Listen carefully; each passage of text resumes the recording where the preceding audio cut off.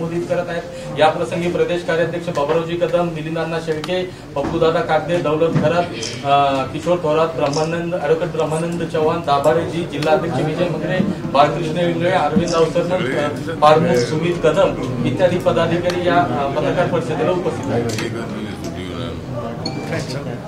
तर आज Chhatrapati संभाजीनगरमध्ये Republican party of इंडियाच्या वतीने गायरान हक्क परिषद ठेवलेली आहे आणि दलित क्रांतीच्या काळामध्ये क्रांतीच्या मुवमेंटनी मागणी केली होती की ज्यांना जमीन नाही त्यांना सरकारने जमीन दिली पाहिजे, जी भूमी नाही ते। आणि त्यावेळेला आम्ही आंदोलन केलेलं होतं की गायरान जमिनीवर अतिक्रमण करण्याचा निर्णय आम्ही घेतला होता आणि अनेक मोर्चे निघाल्यानंतर मी समाज कल्याण खात्याचा मंत्री असताना आणि आदरणीय सुधाकरराव नाईक मुख्यमंत्री असताना औरंगाबादला, म्हणजे त्यावेळेला औरंगाबाद नाव होतं, औरंगाबादमध्ये कमिशन ऑफिसमध्ये मंत्रिमंडळाची बैठक झाली होती आणि त्या मंत्रिमंडळामध्ये 14 एप्रिल 1990 अगोदरचं अतिक्रमण नियमित करण्याचा निर्णय सरकारने घेतला होता। तर त्यामुळं जवळजवळ 3.25 लाख एकर जमीन भूमिहीनांच्या नावावर मिळाली, पण अजूनही काय जमीन।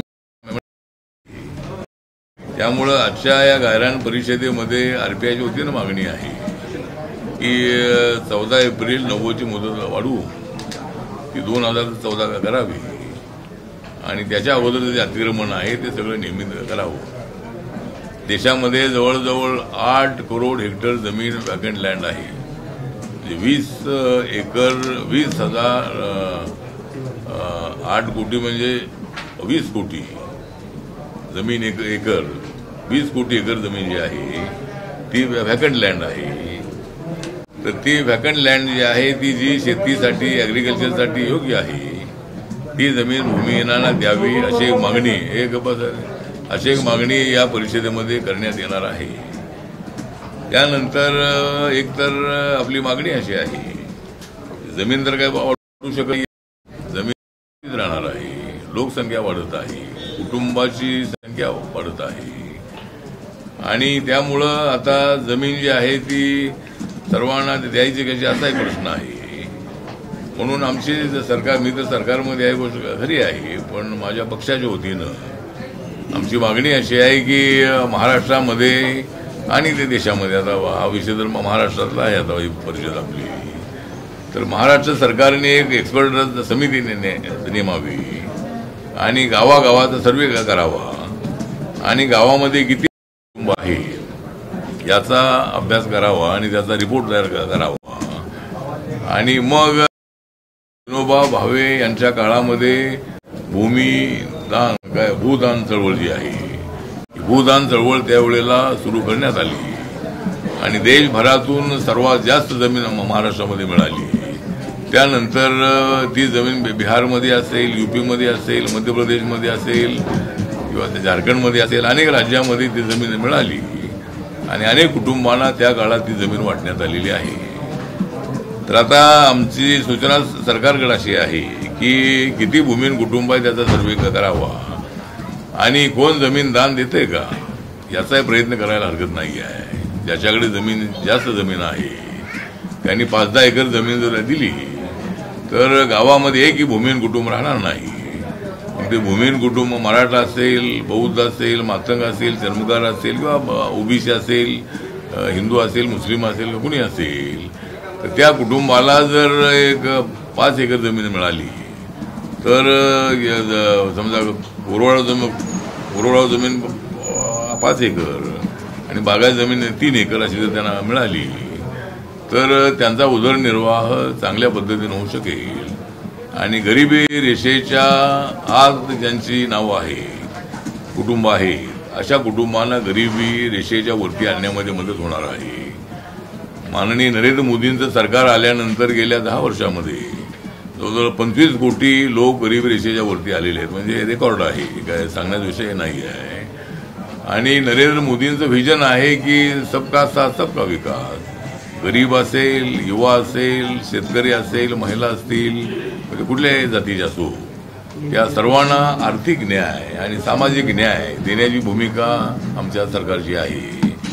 त्यामुळं मला असं वाटतं की जर अशा भूमिहीन कुटुंबांना एक तर जमीन अशी झाली तर ठीकच आहे.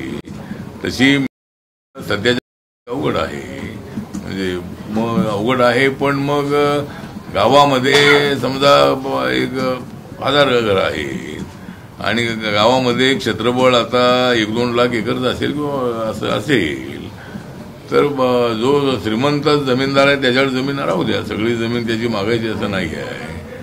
पण गावातल्या प्रत्येकाला कशी जमीन 5 एकर 3 एकर वाटता येईल याचा अभ्यास करून कमिटीने रिपोर्ट द्यावा. आणि तसं मी माननीय मुख्यमंत्री देवेंद्र फडणवीस यांना भेटणार आहे. आणि असं जर झालं तर की गरिबी हटावचा नारा काँग्रेसने दिला, पण काँग्रेसला काही गरिबी हटवता आली नाही, म्हणून लोकांनी त्यांना हटवलेलं आहे.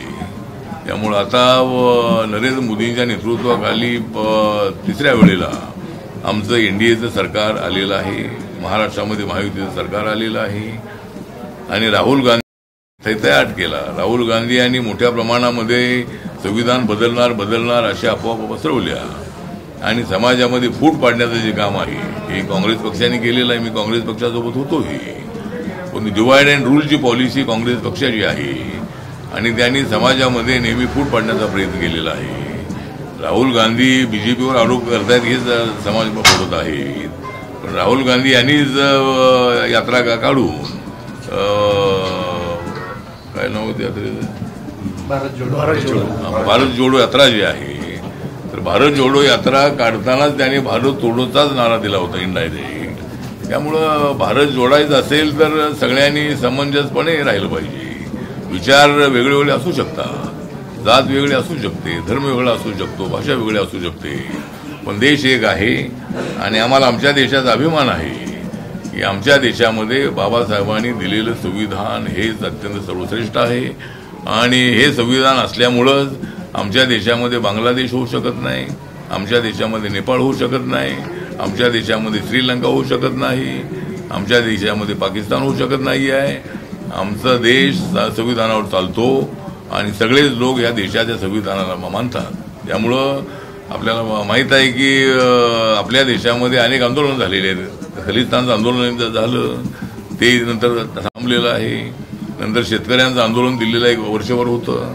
आम्ही नामांतरात लढा 17 वर्ष चालवलं, अनेक मोर्चे आम्ही काढले.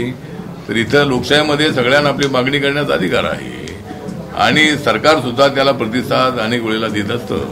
त्यामुळं मला असं वाटतं की आपला देश हा एकसंघ आहे. आमच्या देशामध्ये असं नेपाळसारखं किंवा श्रीलंके बांगलादेशसारखं होऊ शकत नाही आणि म्हणून संविधान कुणीच बदलू शकत नाही. जरी राहुल गांधी किती म्हणत असले तरी संविधान बदलण्याचा अधिकार कोणालाही नाही. आणि म्हणून हे संविधान जे आहे ते मजबूत आहे. संविधानामधले कानून नवीन करणं किंवा त्या जुन्या कानूनमध्ये कायद्यामध्ये अमेंडमेंट नाही, त्यामुळे संविधान बदलणार नाही. आणि मी ज्या सरकारमध्ये आहे मला विश्वास आहे की ज्या नरेंद्र मोदी यांनी 26 नोव्हेंबर हा दिवस संविधान दिन म्हणून देशभर पाळण्याचा आदेश दिला, काँग्रेसच्या काळामध्ये कधी झालं नव्हतं. काँग्रेसच्या काळामध्ये ज्या सेंट्रल हॉलमध्ये ड्राफ्टिंग कमिटीचे चेअरमन म्हणून अनेक तास त्यामध्ये घालवले संविधान सभेने.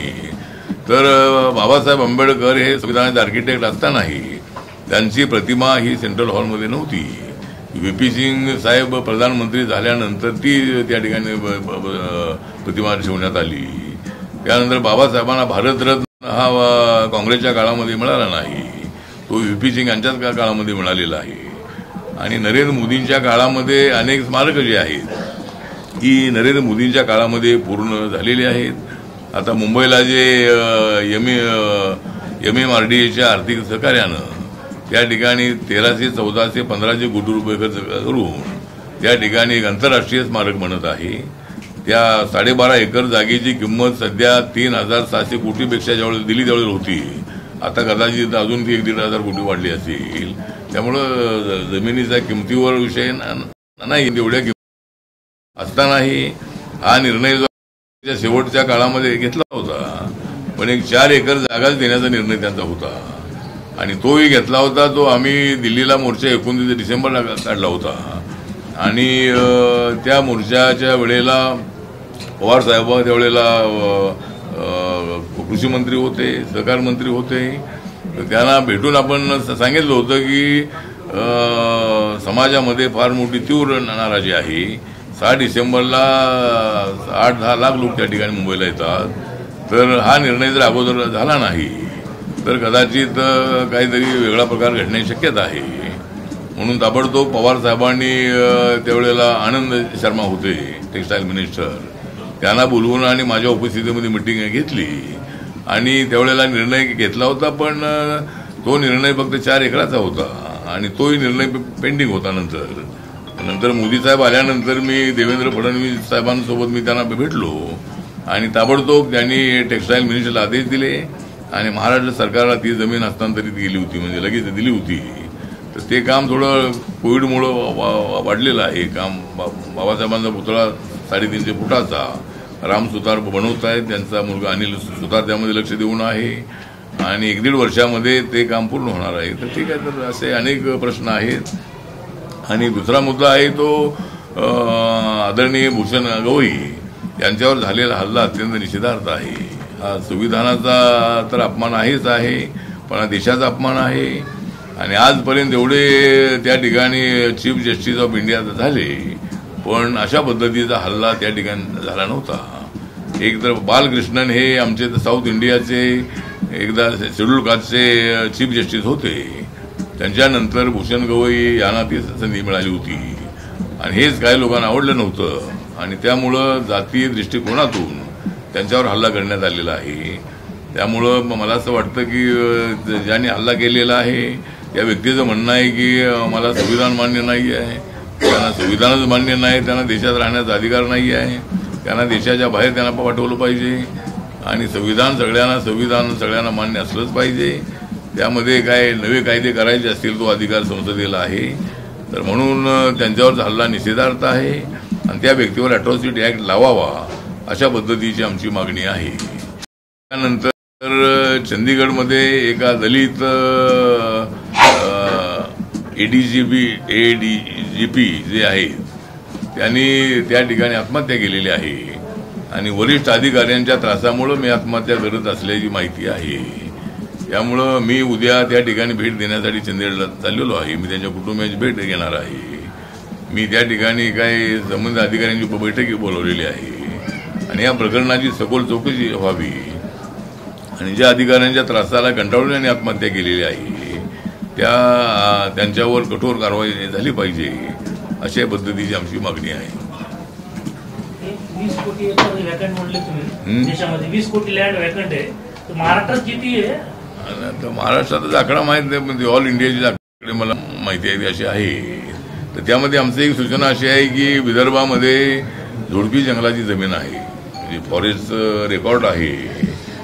पण आता अनेक गायरान जमिनी ज्या आहेत त्या फॉरेस्टकडे वळवलेल्या आहेत. एक तर ज्या कसण्यासाठी ॲग्रिकल्चरसाठी ज्या चांगल्या जमिनी आहेत त्या फॉरेस्टला देण्याचा विषय त्यांना देऊ नये. म्हणजे पूर्वी सरकारने काही ठिकाणी असा निर्णय घेतला तर लोक कसून खातायत आणि त्यामुळं अनेक लोक कुटुंब जी 25 कोटी बाहेर आली त्याच्यामध्ये या लोकांचाही समावेश आहे. त्यामुळं महाराष्ट्रामध्ये ती किती जमीन आहे ते मी आपल्याला कळवेन. परंतु हे जमीन जी आहे आपली झुडपी जंगलाची जमीन जी आहे तिथं जंगलाची झाडं होत नाहीत, फक्त झुडपं असतात. पण ती जमीन सपाट असते, डोंगराच्या जंगलाच्या बाजूला असते आणि ती जमीन कसण्यासाठी चांगली आहे. त्यामुळं फॉरेस्ट डिपार्टमेंटनी सुद्धा हा निर्णय घ्यावा की ज्या जमिनी कसण्यासाठी चांगल्या आहेत त्या जमिनी शेतीसाठी ते द्याव्यात किंवा त्यांनी हॉर्टिकल्चर त्या ठिकाणी करावं, झाडं लावावी. म्हणून त्यांना जर जमिनी दिल्या 5-5 एकर तर त्या ठिकाणी ते आंब्याची झाडं आहेत, पेरूची झाडं आहेत, बोराची झाडं आहेत किंवा अनेक काही जे उत्पादन आहे ते झाडांचं उत्पादन त्यामध्ये काढू शकतील. तर फॉरेस्ट डिपार्टमेंटने असा एक निर्णय घ्यावा म्हणून मी एखादी बैठक इथे ठेवणार आहे आणि फॉरेस्टची बोलून तिथं झाडं येतच नाही आहे. विदर्भामध्ये आपण जर रस्त्याने गेलो तर शेकडो एकर जमीन आपल्याला अशीच दिसते, एकदम सपाट जमीन आहे आणि झुडपं आहेत त्या ठिकाणी. तर त्यासाठी नक्की प्रयत्न करेन. आणि दुसरा विषय आहे आमचा महाबोधी महाविहार जे आहे त्यात आपल्या सगळ्यांना विषय माहिती आहे. परंतु महाबोधी महाविहार जे आहे ज्या ठिकाणी गौतम बुद्धांना ज्या बोधिवृक्षाखाली ध्यानप्राप्ती झाली त्याच्या बाजूला समोरच ते मंदिर बांधण्यात आलेलं आहे. आणि त्या मंदिराचा ट्रस्टीचा जो कायदा आहे तो कायदा 1949चा आहे. आणि त्यामध्ये त्या ट्रस्टीमध्ये 4 ट्रस्टी बौद्ध, 4 ट्रस्टी हिंदू आणि त्याचा चेअरमन अशी आहे. तर आमची मागणी अशी आहे की हा कायदा हा 26 जानेवारी 50ला आपण संविधान स्वीकारलं त्या अगोदरचा कायदा आहे. त्यामुळं तो कायदा रद्द करावा आणि बिहार असेंब्लीनी हा ठराव जो आहे तो आपल्या विधिमंडळामध्ये आणून त्याला 9 मेंबर जे आहेत हे बुद्धिस्ट करावेत अशा पद्धतीची मागणी करण्यासाठी देशभर आंदोलन सुरू आहे. बोधगया या ठिकाणी मी बिहारमध्ये 3 दिवस होतो. त्या ठिकाणी मुख्यमंत्री नितीश कुमारना भेटलेलो आहे. त्यानंतर परवा अधिवेशन चालू असताना नरेंद्र मोदी साहेबांना निवेदन दिलेलं आहे. त्या ठिकाणच्या गव्हर्नरना भेटले. आणि 14 ऑक्टोबरला बाबासाहेब आंबेडकरांनी नागपूरला बौद्ध धर्माची दीक्षा घेतली होती 56ला. तर एक 14 ऑक्टोबरचं महत्त्व लक्षामध्ये घेऊन आम्ही मुंबईला जो रॅली ठरवलेली आहे ती रॅली आझाद मैदान या ठिकाणी निघणार आहे. मेट्रो सिनेमापासून ते आझाद मैदानापर्यंत निघणार आहे. आणि त्याला मोठ्या संख्येने महाराष्ट्रातून लोक त्या ठिकाणी सामील होणार आहेत. आणि आम्ही मुख्यमंत्री देवेंद्र फडणवीस यांना भेटणार आहोत. त्यांना विनंती करणार आहोत की सर्वात जास्त बौद्ध महाराष्ट्रात आहेत. देशाच्या बौद्धांच्या संख्येमध्ये महाराष्ट्रातले बौद्ध जास्त आहेत. 90% पेक्षा जास्त बौद्ध, 95% पेक्षा जास्त बौद्ध आपल्या महाराष्ट्रात आहेत. त्यामुळं आपण थोडं पंतप्रधानांना माझी ओळख तर आहेच आहे पण या राज्याचे प्रमुख म्हणून त्यांनी पुढाकार घ्यावा आणि एकदा आमच्या बौद्ध नेत्यांच्या शिष्टमंडळाची भेट करून यावी. तर आता हा विषय काय तसा केंद्र सरकारच्या हातातला नाही आहे. हा कायद्याप्रमाणे राज्य सरकारचा बिहारचा हा विषय आहे. तर त्यामुळं आम्ही त्यांना वेळ मागितलेली आहे. त्या मोर्चानंतर त्यांना भेटणार आहोत. आणि या मोर्चाचं वैशिष्ट्य आहे की RPIचे सगळे गट आंबेडकर फॅमिलीचे नेते सोडून म्हणजे माननीय बाळासाहेब आंबेडकर, आनंदराज आंबेडकर आणि भीमराव आंबेडकर यांना पण कळवलं होतं आणि परंतु त्यांच्यापैकी कुणी याच्यामध्ये आलं नाही. पण RPIचे जे छोटे मोठे सगळे गट आहेत ते यामध्ये आलेले आहेत. त्यानंतर जे बौद्ध समाजाचे भाजप, शिवसेना, राष्ट्रवादी काँग्रेस यामध्ये असणारे जे बौद्ध नेते आहेत आणि त्यांना आम्ही बोलवलेलं आहे. लोकप्रतिनिधी शिवसेना म्हणजे सगळे जे पक्ष आहेत म्हणजे BJP आहे, काँग्रेस आहे, राष्ट्रवादी आहे आणि शिवसेनेचे 2 गट या दोन्ही जे आहेत त्यामध्ये काम करणाऱ्या बौद्ध नेत्यांना त्यामध्ये बोलवलेलं आहे. आणि मी बोलवलेल्या मिटिंगला सगळे आले, फक्त आंबेडकर फॅमिलीचं कोणी आलं नाही. तरी त्यांचा या मागणीला पाठिंबाच आहे. त्यांचा काय मागणीला पाठिंबाच आहे. त्यांनाही माझं आव्हान आहे की प्रकाश आंबेडकर, बाळासाहेब आंबेडकरांना की त्यांनी मोर्चामध्ये सामील व्हावं, त्यांनी मोर्चाचं नेतृत्व करावं अशा पद्धतीची त्यांना आमची विनंती आहे. पण मोर्चा मात्र भव्य निघणार आहे एवढंच या प्रसंगी सांगतो. साहेब 2018 मध्ये भारताचं संविधान जाळण्यात आलं. त्याच्यानंतर भारताचं संविधान 2018 मध्ये जाळण्यात आलं. त्याच्यानंतर अमित शहानी सांगितलं की आंबेडकर जो स्वर्ग फिरतात. त्याच्यानंतर आता सरन्यायाधीशांना जोडा पडलाय. तुम्ही पाठराखण करताना दिसले कारण की ते पण महाराष्ट्राचे आणि तुम्ही सुद्धा केंद्रामध्ये महाराष्ट्राचे मंत्री म्हणून आहात. कसं बघताय साहेब तुम्ही या घटनेकडे? घटनेने आता सांगितलं की घटना ही दुर्दैवी आहे, घटना ही गंभीर आहे आणि सुप्रीम कोर्टामध्ये त्यांच्या कॅबिनमध्ये जाऊन अशा पद्धतीचं जे कृत्य केलेलं आहे ते कृत्य आहे. अगोदर असं सांगितलं की वैचारिक मतभेद असू शकतात. या देशामध्ये हिंदू धर्म आहे, मुस्लिम धर्म आहे, शीख धर्म आहे, जैन धर्म आहे, बौद्ध धर्म आहे, लिंगायत धर्म आहे, पारसी धर्म आहे. तर सगळ्या धर्माचे लोक आहेत. त्यामुळं सगळ्यांचे विचार एक असतील असं नाही. म्हणून संविधान आपल्यासमोर ठेवून सगळ्या धर्माचे ग्रंथ वेगळे आहेत पण देशाचा धर्मग्रंथ हा संविधान आहे. त्यामुळे संविधानाला समोर ठेवून आपण ज्या वाद छोटे मोठे आहेत ते आपण बाजूला ठेवू आणि अशा पद्धतीचं कृत्य करता कामा नये. ते मला हे मान्य नाही म्हणून आम्ही असं केलं हे योग्य नाही आहे. त्यामुळं त्या व्यक्तीवर तो सिनियर सिटीजन आहे परंतु तरीही त्यांच्यावर कारवाई होणं अत्यंत आवश्यक आहे अशी आमची मागणी आहे. नितीश कुमारांचा उल्लेख केला. नितीश कुमारांची ट्रस्ट जी आहे ती ट्रस्ट जी नितीश कुमारांचा उल्लेख केला ती ट्रस्ट जी आहे ही ट्रस्ट पूर्ण हातात घ्यायची असं देखील तिथल्या स्थानिक हातात घेण्याचं ती ट्रस्टच हातात घेण्याचं म्हणणं आहे. कारण की चार बौद्ध त्या ठिकाणी जे ठेवलेले सेवेकरी बौद्धगयाचं बौद्धगयाचं ती ट्रस्टच हातात घ्यायची आहे. कोण पण ते बोललेत मला माहित नाही, परंतु तसं बौद्ध विहार आहे ते बौद्धांच्याच ताब्यात आहे. ते काय त्या ठिकाणी हिंदू लोक कुणी टुरिस्ट म्हणून कुणी येत असतील. जसं आम्ही पण कुठं गेलो तरी आम्ही मंदिरात गेलो तरी आम्ही बौद्ध आहोत आणि तरी सुद्धा एक टुरिस्ट म्हणून आपण अनेक ठिकाणी जातो आणि त्यामुळं मला असं वाटतं की सगळा ट्रस्ट ताब्यात घेण्याचा कोणाचा विषय अजिबात नाही आहे. म्हणजे कोणी म्हटलं असं येईल पण त्यामध्ये 4 बौद्ध जे आहे ते आपले ट्रस्टमध्ये आहेतच कायद्याप्रमाणे. तरी आमचं म्हणणं असं आहे जर आमचे बौद्ध दुसऱ्या धर्माच्या ट्रस्टात नाहीत तर मग आमच्या धर्माच्या ट्रस्टमध्ये इतर धर्माचे लोक नकोत. आमचा हिंदू धर्माच्या संबंधामध्ये आमचा विषय नाही आहे. म्हणजे हिंदू समाज देशात सर्वात मोठा आहे आणि बाबासाहेब आंबेडकरांनी संविधान जे बनवलेलं आहे ते सर्व धर्मियांना न्याय देणारं संविधान आहे. त्यामुळं मला असं वाटतं की सगळा ट्रस्ट ताब्यात घेण्याचा कुणाचा प्रयत्न अजिबात नाही आहे. तो आम्ही होऊ देत नाही. आमचे 9 मेंबर बुद्धिस्ट असावेत एवढीच आमची मागणी आहे. तुम्ही गायराच्या संदर्भात आक्रमक भूमिका करीत होता पण आता तुमचं सत्तेत असताना सुद्धा काय नेमके म्हणजे रिपाईचा दबाव कमी पडतोय. तुम्ही आता भूदानसारखी चळवळीची मागणी करताय. आता कोण जमीन देणार सगळं आहे त्या जमिनीवरती सरकार काढून घेतं त्यांच्याकडून. नाही ठीक आहे आमची भूमिका मांडलेली आहे. कोणी दान करणारे लोक आहेत नाही दान करणारे आहेत आणि दुसरा विषय आहे तो बाकीचे बिझनेस काही वेळेला चालत नाही आहे. तर मग बिझनेससाठी जर 50 लाख रुपये दिले 1 कोटी दिले तर ते केले पाहिजेत पण काही वेळेला ते धंदे चालत नाही आहेत. त्यामुळं जमीन मिळाली तर त्याच्यावर पीक येऊ शकतं बाकीच्या ॲक्टिव्हिटीज होऊ शकतात. म्हणून एक उद्योग म्हणूनही आपण आपल्या शेती उद्योगाकडे पाहिलं पाहिजे असं आपलं मत आहे.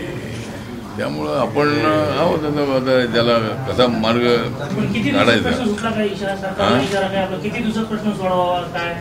नाही. इशाराचा विषय नाही. इशाराचा काय विचार साहेब एक प्रश्न असा आहे की आता जे मराठवाड्याला पावसाचा जोरदार फटका बसला आहे पण गायरान जमिनीचे अजूनही पंचनामे झालेले नाहीये. केंद्राचं पथक आलेलं नाहीये. इथले अधिकारी पण गायरानवाल्यांना हे करत नाहीये. तुम्ही कसं बघता? आता एक तर मराठवाड्यामध्ये मोठ्या प्रमाणामध्ये ओला दुष्काळ पडलेला आहे. एकतर मराठवाड्यामध्ये त्याचा पाऊस जास्त येत नाही पण यावेळेला अपेक्षेपेक्षा जास्त पाऊस आला आणि त्यामध्ये अनेक पिकं उद्ध्वस्त झालेली आहेत. त्यामुळं पंचनामे जवळजवळ 31,000 कोटी रुपये राज्य सरकारने अनाऊन्स केलेले आहेत. आता ते पैसे तेवढे पूर्ण आहेत असं आमचं मत नाही पण केंद्र सरकारकडे मागणी केलेली आहे. केंद्राकडूनही पैसे आले तर ते पैसे त्यांना मिळतील आणि अजूनही अनेक संस्थांनी सुद्धा सरकारकडे पैसे देण्याचं सुरू केलेलं आहे. मी मागणी केली होती की कॉर्पोरेटमधल्या लोकांनी काही गावं दत्तक घ्यावी आणि त्या गावामध्ये जी पिकं झालेली आहे तर सरकारी रकमेवर त्यांचं जे रिहॅबिलिटेशन होणार नाही. तर असं काही लोकांनी जर हा प्रयत्न केला एक तालुका घेतला ज्या ठिकाणी जास्त पाऊस पडलेला आहे तर मला वाटतं की शेतकऱ्यांना चांगली मदत मिळेल. आता मी ज्या मध्यंतरी गावात गेलो होतो तिथं शेतकरी म्हणत होता मी सोयाबीन लावलेलं आहे आणि जवळजवळ 1 लाख रुपये मी बँकेचं कर्ज घेतलेलं आहे. तर आता सरकारचे मला काय 10-15 हजार रुपये 20,000 रुपये मिळतील त्यामध्ये मी काय करू म्हणतो आमच्याकडे समोर रडत होता. त्यामुळे आता सरकारची अडचण आहे. सरकारी एकदम सगळे पैसे द्यायला पाहिजे देऊ शकत नाही पण कोणत्या ना कोणत्या मार्गाने त्यांना पैसे मिळाले पाहिजे. आणि कर्ज माफीचा जो विषय आहे त्यामध्ये आता एकदम कर्ज माफ होणार नाही पण त्याचा इंटरेस्ट जो आहे तो इंटरेस्ट तरी त्याचा कमी करणं अत्यंत आवश्यक आहे. त्यामुळं देवेंद्र पण सरकार जे आहे याबद्दल सिरियस आहे.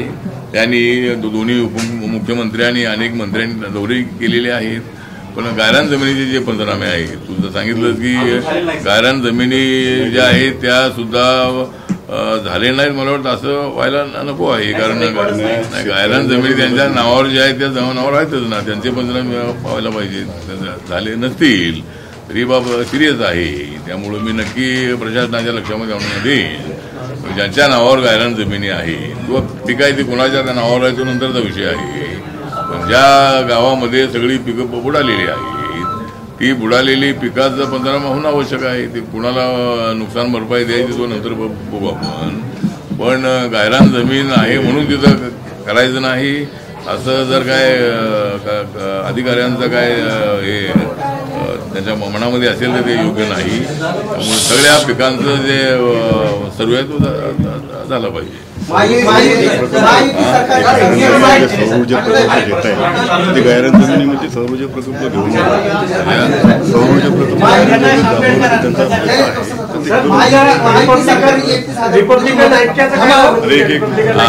सौर ऊर्जासाठी बऱ्याचशा गायरान जमिनी घेतल्या जातात अशी एक तक्रार आहे. त्यामुळं ते पिकासाठी ऍग्रिकल्चरसाठी ती जमीन त्यांच्या ताब्यामध्ये आहे. त्यामुळं गायरान जमिनीवरती ज्या पवन चक्क्या आहेत त्या पवन चक्क्या टाकू नयेत अशी आमची मागणी आहे. त्यानंतर रिपब्लिकन ऐक्याचा जो विषय आहे तो विषय अनेक वेळेला चर्चेमध्ये आलेला आहे. आता आम्ही सगळे नेते एकत्र आलेलो आहोत. त्यामुळं एकत्र आलो म्हणजे बौद्ध समाजाच्या विषयासाठी आम्ही एकत्र आलेलो आहोत. पण रिपब्लिकन ऐक्याचा विषय हा लोकांच्या आवडीचा विषय आहे, पत्रकारांच्या आवडीचा विषय आहे, माझ्या आवडीचा विषय आहे.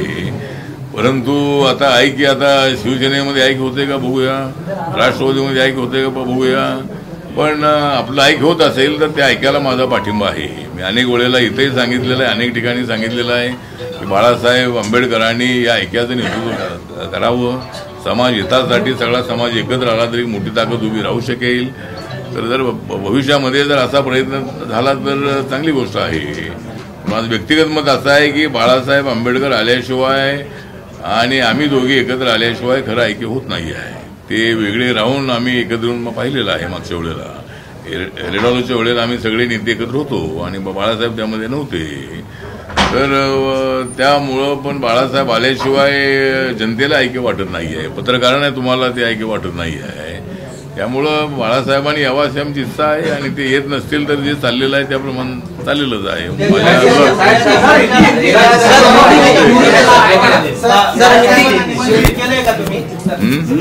उद्याच्या 14 तारखेचा मोर्चा तुम्ही म्हणताय मुंबईतला, बाळासाहेबांना तुम्ही स्वतः माझं काय बोलणं झाले नाही. त्यांच्या ऑफिसला आम्ही पत्र पाठवलेलं होतं. आमचे लोक त्यांना भेटण्यासाठी गेले होते पण ते काही त्याला भेटले नव्हते.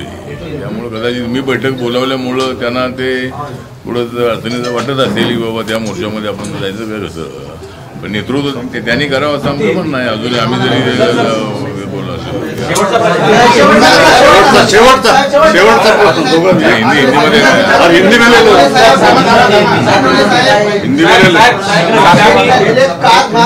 सरकारी शेतकऱ्याची मदत करण्यात आलेली आहे. पण ही मदत जी आहे ही सर्वात मोठी थाप आहे. ठीक आहे, कुणाचं काय म्हणणं आहे त्यांना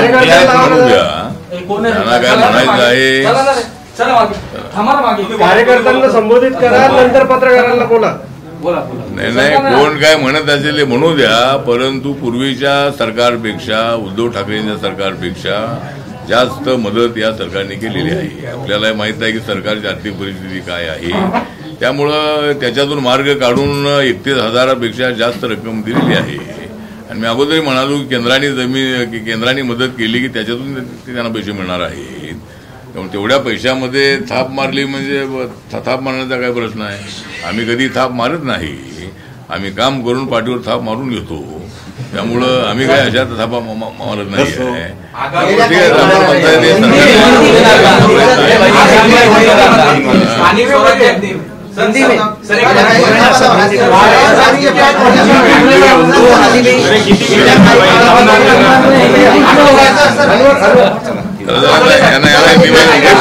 हिंदी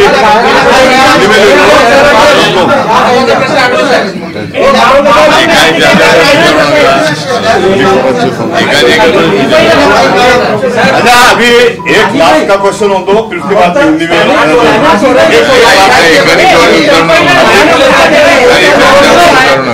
एक विचार आणि एकाने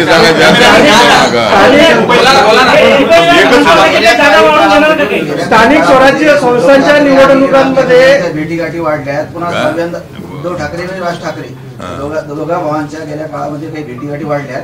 पुन्हा एकदा सहाव्यांदा त्यांची भेट झाली. या भेटीकडे तुम्ही कसं बघता? मला वाटतं की जशा उद्धव ठाकरे आणि राज ठाकरेच्या भेटीगाठी होत आहे तशा माझ्या आणि प्रकाश आंबेडकरांच्या व्हाव्यात अशी माझी इच्छा आहे. त्यामुळे आता ते दोघे एकत्र आलेले आहेत. पण ठीक आहे, त्यांना आमच्या शुभेच्छा आहेत. काही ठिकाणी ते एकत्रितपणे स्थानिक स्वराज्य संस्था लढणार आहेत, पण त्याचा फारसा परिणाम आमच्या महायुतीवर होणार नाही. आमच्या महायुतीने ठरवलेलं आहे की ज्या ज्या ठिकाणी महायुती होईल म्हणजे सगळ्या जागांच्या याच्यामध्ये त्या ठिकाणी आम्ही सगळेजण एकत्र राहणार आहोत. पण ज्या ठिकाणी काही ठिकाणी युती झाली नाही तर आम्ही आपापल्या बळावरही त्या ठिकाणी लढणार आहोत आणि नंतर निवडून आल्यानंतर आम्ही पुन्हा एकत्र येणार आहोत. त्यामुळं आमची भूमिका स्पष्ट आहे आणि आरपीआयला मात्र बीजेपीने सोबत घ्यावं. आमची मागणी अशी आहे की आरपीआय हा त्यांचा जुना मित्र आहे. तो भीमशक्ती शिवशक्तीच्या वेळेला बीजेपी शिवसेना आणि आरपीआय असा अलायन्स आपला होता आणि नंतर आता हे दोन मित्र आलेले आहेत. ते त्यांचं स्वागतच आहे. परंतु आरपीआयला मात्र सोबत घेतलं पाहिजे. औरंगाबाद छत्रपती संभाजीनगर महानगरपालिकेमध्ये या ठिकाणी आरपीआयला काही तिकीट 10-12 तिकीटं मिळावीत अशी आमची इच्छा आहे आणि तशा पद्धतीनं बोलणी सुरू आहे. या ठिकाणी त्यांचे जे अध्यक्ष आहेत आणि भागवत कराड जे आहेत यांच्यासोबतही चर्चा सुरू आहे. त्यामुळं काही जागा इथं आम्हाला मिळतील अशी अपेक्षा आहे. परिषद का यहाँ पर शहर में आयोजन किया गया है, क्या कहेंगे आप?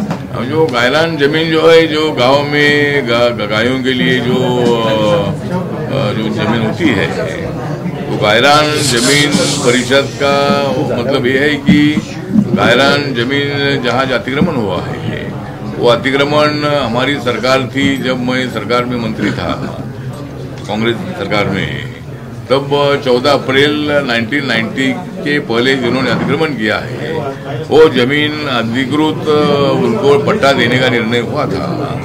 तो अभी हमारी मांग ये है कि 14 अप्रैल 2014 के पहले जिन्होंने अतिक्रमण किया है उसको पट्टा मिलना चाहिए, उसको मान्यता मिलनी चाहिए.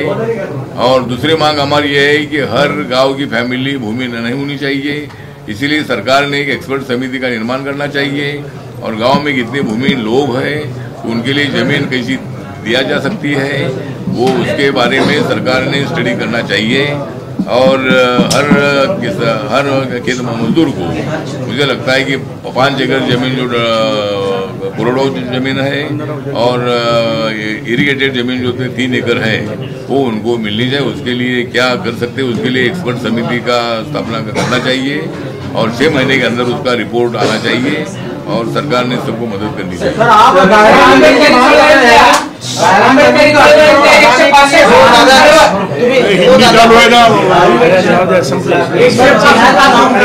गायरान जमीन का अतिक्रमण हटाने की कोशिश कर रही है सरकार. आप जमीन मांग रहे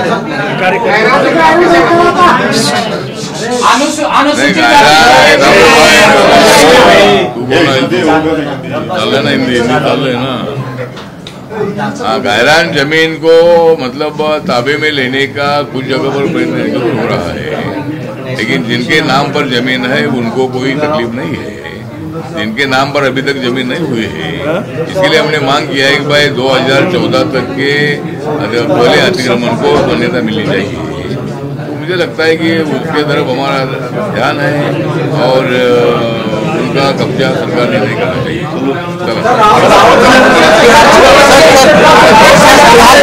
बिहार चुनाव को लेकर क्या कहेंगे आप? बिहार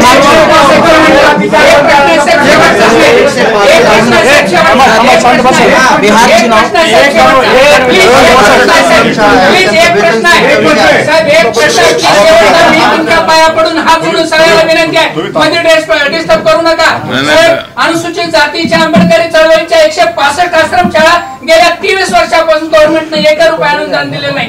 2019ला 20% अनुदान जाहीर केलं, परंतु अजून 1 रुपया अनुदान दिलेलं नाही. सगळे नंतर प्रेस दिया बिहार चुनाव को लेकर बिहार चुनाव हिंदी में बिहार चुनाव को आश्रमशाला का उन्होंने बताया है। तो जो आश्रमशाला जो 165 आश्रमशाला है, तो उन्होंने उनकी मांग सही है, उनको अनुदान में मिलना चाहिए। उसके लिए आश्रमशाला को जो अनुदान देना है वो देने की आवश्यकता है। और जरूर मैं मुख्यमंत्री साहब से बात करूंगा, और जो ये आश्रमशाला का विषय पेंडिंग है उसके लिए अनुदान मिलना चाहिए। दूसरा, बिहार इलेक्शन का है कि बिहार में इलेक्शन अभी 6 नवंबर और 11 नवंबर को हो रहा है। तो मेरी पार्टी का यूनिट वहाँ है, लेकिन मेरे पार्टी ने निर्णय लिया है कि वहाँ इलेक्शन हम नहीं लड़ेंगे, क्योंकि हमारी पार्टी उतनी वहाँ ताकतवर नहीं है। तो हम एनडीए के सभी कैंडिडेट को सपोर्ट करेंगे, और वहाँ एनडीए की सरकार आएगी, वहाँ नीतीश कुमार जी मुख्यमंत्री को बनेंगे, ऐसा हमें पूरा विश्वास है। जिस तरह वोट चोरी का मामले पर काफी चर्चा राहुल गांधी कर रहे हैं, लेकिन वोट चोरी बिल्कुल होता नहीं है। अगर होता होगा तो वो नहीं होना चाहिए। और अगर लोकसभा में इनको ज्यादा सीटें मिली इंडिया आघाड़ी को, तो क्या आपने वोट चोरी किया था? हमने ऐसा नहीं बोला कि भाई आपने वोट चोरी किया था। हमने ये बोला था कि भाई संविधान के बारे में गलत चर्चा करने से हमारा नुकसान हुआ है। तो वोट चोरी होता नहीं, तो बिहार में हमारी जो एनडीए है वो मजबूत है, और एनडीए सत्ता में वहाँ आएगी। चलो गांधी ने कई सारी रैलीज की है, और आज तेजस्वी यादव दिल्ली में मुलाकात करेंगे राहुल। हाँ, तो ठीक है, तेजस्वी और राहुल गांधी जी मिलेंगे तो उनको मिलने का अधिकार है। वो मतलब इंडिया आघाड़ी में है, तो दोनों मतलब एक साथ आएंगे। उन्होंने इंडिया आघाड़ी के माध्यम से आना चाहिए, लेकिन हमको मालूम है कि दोनों सीटों पर उनका एकमत होता है कहना नहीं है। और अगर वो एक साथ रहेगी भी तो भी हमारा कोई नुकसान नहीं है। और तेजस्वी ने राहुल गांधी नहीं मिलना चाहिए, वो तो हाँ, तो सीजीआई पर जो हमला हुआ है, हमारे भूषण गवई जी हमारे दलित समाज से आते हैं, और उनके ऊपर हमला एक बहुत बड़ा गंभीर बात है। ये हमला संविधान पर तो ही है, लेकिन ये अपने देश पर हमला है, देश की एकता पर हमला है। और शेड्यूल कास्ट के जो chief justice of India Bhushan Gavai बने हैं, तो एक दलित है, इसीलिए मतलब उनके ऊपर हमला हुआ है।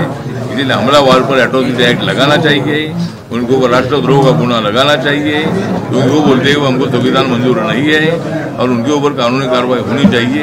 इसी तरह की हमारी मांग है। राज ठाकरे उद्धव ठाकरे के आखिरी वाला क्वेश्चन है सर।